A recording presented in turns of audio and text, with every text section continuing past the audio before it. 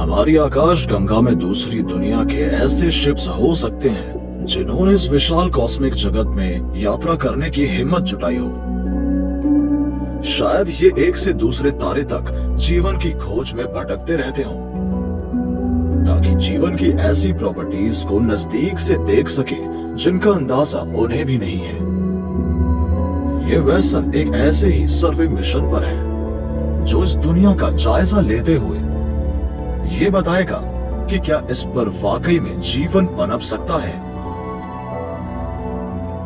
भला कौन अंदाजा लगा सकता था कि पियनीज और ईगल्स एक दिन इस सुराख से निकलते नजर आएंगे।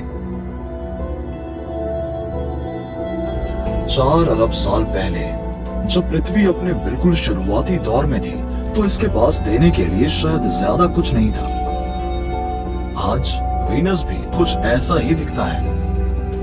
बीते दौर में शायद इस पर समुद्र भी हो, जमीन भी और शायद जीवन भी।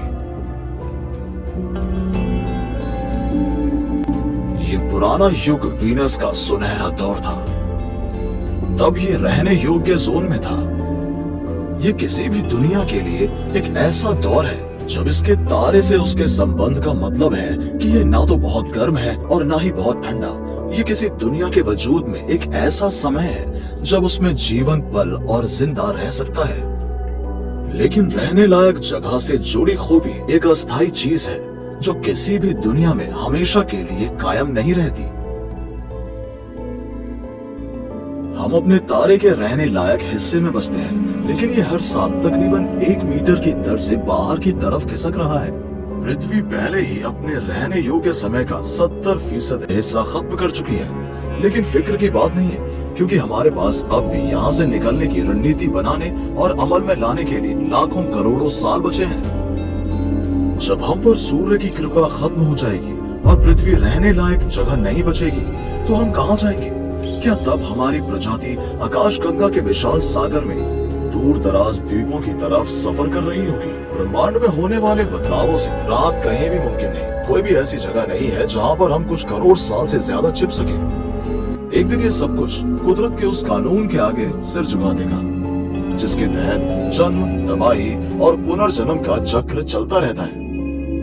हमारा ब्रह्मांड नई नई खूबसूरत चीजें बनाता रहता है, उन्हें खत्म करता है और फिर उनके टुकड़ों से फिर नई चीजें बना देता है। कोई भी प्रजाति किसी भी मुमकिन दुनिया में लंबे समय तक सही सलामत रहना चाहती है तो उसे सीखना होगा कि कैसे इंट्राप्लैनेटरी और इंटरस्टेलर मास ट्रांजिट को अंजाम दिया जाए। हमें ये कैसे मालूम है? ब्रह्मांड के बारे में हमने जितना थोड़ा बहुत जाना है, उस जानकारी से हमें भविष्य की झलक मिली। मैं उस वक्त की बात नहीं कर रहा जिसमें इंसान की हरकतों की वजह से जलवायु में आए बदलाव से हमारी सिविलाइजेशन के लिए खतरा पैदा हुआ। अगर हम इंसान लाखों, करोड़ों या अरबों साल तक जिंदा रहना चाहते हैं तो हमें आज से ही वायुमंडल में इतनी सारी कार्बन डाइऑक्साइड को झोंकना बंद कर देना होगा। लेकिन मैं मानव जाति को संदेह का लाभ देते हुए लंबे दौर की बात करूंगा। सूर्य की उम्र बढ़ रही है, बाकी हम सबकी तरह ही। किसी दिन इसके कोर में मौजूद हाइड्रोजन फ्यूल का भंडार खत्म हो जाएगा।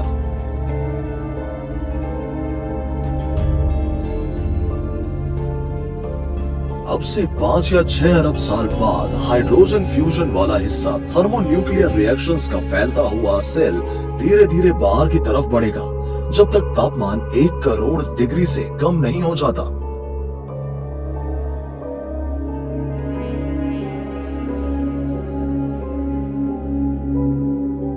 ये पहले एक येलो डॉर्फ बनेगा और उसके बाद एक रेड जायंट।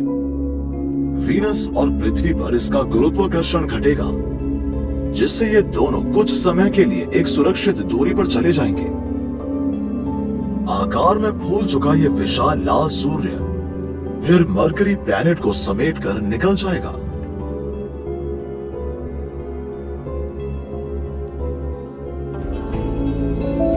रहने लायक इलाका बाहर की ओर बढ़ते हुए और दूर होता जाएगा और ऐसा होने पर सूर्य के फैलने से पैदा हुई जबरदस्त रोशनी और गर्मी जुपिटर सिस्टम तक जा पहुंचेगी।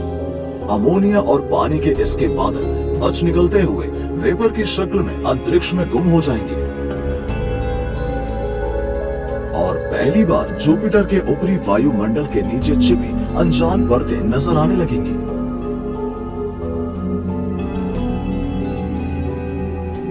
क्या हम जुपिटर के इन जम चुके चंद्रमाओं में से किसी एक पर बस सकते हैं? यूरोपा और कैलिस्टो को घेरने वाली बर्फ की मोटी परतें पिघल जाएंगी, जिससे नीचे मौजूद तरल सागरों तक सूरज की तेज रोशनी पहुंचेगी, जो अब से हजारों गुना ज्यादा ताकतवर होगी। इससे पानी के वेपर्स की बड़ी मात्रा रिहा होने पर एक ग्रीन हाउस इफेक्ट शुरू होगा। गैनीमीड का पतला वायुमंडल भाप वाला और घना हो जाएगा।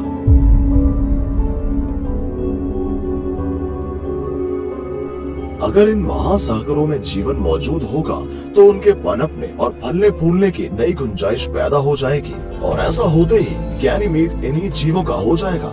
और ये अच्छा भी है, क्योंकि हम चाहेंगे कि हमारा अगला आशियाना सूरज से एक सुरक्षित दूरी पर हो। सौर विकास तो होगा ही, लेकिन हमारे पास नया घर ढूंढने से पहले 1 अरब साल है। कॉस्मोस में अपने नए संभावित घरों को ढूंढने के हिसाब से ये वक्त काफी है। ये है शनि। सूर्य ने इसके साथ ये क्या किया? सूर्य ने इसकी शान ही चुरा ली, इसके रिंग्स और टाइटन। उसने शनि का एटमॉस्फेयर ही चुरा लिया।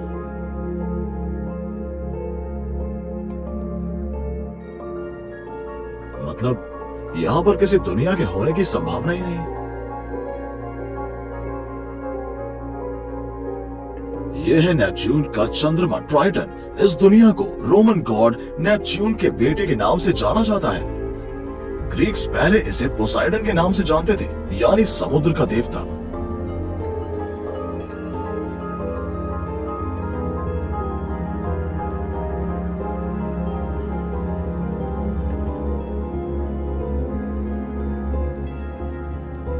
पहले समुद्र को किसी ने नाम नहीं दिया। इसका वजूद अभी शुरू हुआ है, जब विशाल लाल सूर्य की गर्मी ने कभी जमे हुए इस चंद्रमा की अमोनिया गैस और बर्फ को पिघला दिया। हमारे दूर दराज वंशज हमसे अलग तरह का जीवन बिताएंगे। ट्राइटन का एक दिन 144 घंटे लंबा होगा और सर्दियां होंगी बहुत ही बेरहम, 50 साल लंबी। फिर भी अब से कुछ अरब साल बाद का ट्राइटन हमारे लिए एक बढ़िया आशियाना हो सकता है। यहाँ सब कुछ है, एक वायुमंडल, पानी के सागर और केमिकल बिल्डिंग ब्लॉक्स जो जीवन मुमकिन बनाएंगे। यहाँ बेशक सर्दी बहुत ज्यादा है, लेकिन जनवरी में न्यूयॉर्क में पड़ने वाली सर्दी जितनी तीखी नहीं है। इसका मतलब पूरे साल स्कीइंग हो सकेगी।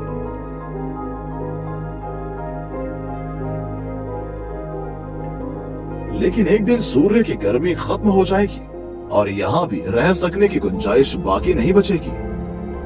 अपनी सारी गर्मी गवा देने के बाद सूर्य भी खाली हो जाएगा और अंदर से दिखाई पड़ेगा एक छोटा सफेद ड्वार्फ। अब इस तारे में इतनी ऊर्जा भी नहीं बचेगी कि ये अपनी बाकी बची संतानों को गर्म रख सके, यानी बाहरी सौर मंडल के चंद्रमाओं को।